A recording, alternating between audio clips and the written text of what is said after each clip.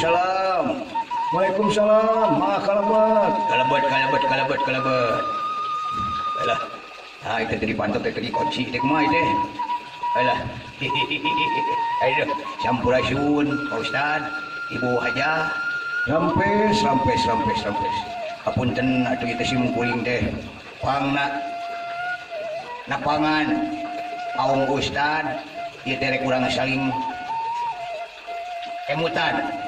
Urang saling wasiatan, margi urang teh diwajibkeun saling hormat menghormati. Atuh lamun teh mah cenah aya paribasa mun poe urang saling tangan. Lamun teh mah cenah urang aya dina kasulitan urang saling tulungan.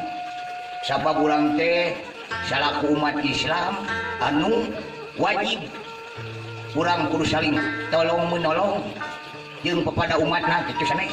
Kantenan kitu pisan pulan. Tah wayana ka dieu teh simkuring rek nepikeun ku ayana ieu alam dunya tepikeun ka aheng kieu teh ku alatan urang-urang keneh manusana sabab aya katerangan dina surat Al-Ahzab ayat 33 Anu kieu pangitan umurna teh. cing. A'udzubillahi minasyaitonir rajim.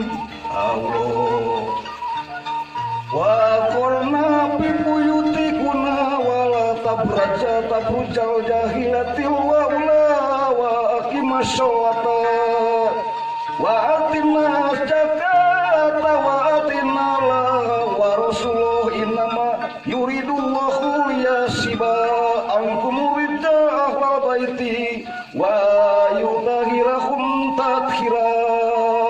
Allah alah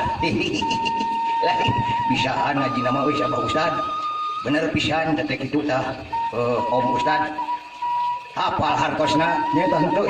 Pak Ustad mah jadi nu hartina teh kieu cicing di arima ulah keluar imah kecuali lamun aya keperluan jeung ulah dangdan khususna ka Ibu Hajahna ulah mun percantik ulah nyolong mempersolek diri ulah ngagegeuli sorangan siga dina zaman jahiliyah baheula anu matak nimulkeun eta teh syahwatna lalaki angguran mah dirikeun mah salat tunaikeun zakat taati parentahna sabenerna Allah teh rek meresihan dosa maneh tina kokotor dunya di antarana syirik pidik jail kaniaya iren jeung panastren omat ieu teh ku ayana ieu teh bakal dibersihan nyetana tercutat eta di nu surat Al-Ahzab ayat 7 eta.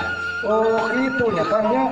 Nu matak teh oge mata dina waktu lain hayu urang geuraeling ka pangeran geura soson bersihan diri ayu ku ayana ajab ieu teh lain ajab ieu teh panggeuing di Gusti Nu Maha Suci sangkan urang aeling ka mantena umat urang teh ulah nyaro kudu berseka nya bibinya ade bibi ah. Oh siap. Ayo urang laksanakeun ieu program pemerintah teh nyaah ka urang teh sangkan kudu caricing di jero imah urang teh.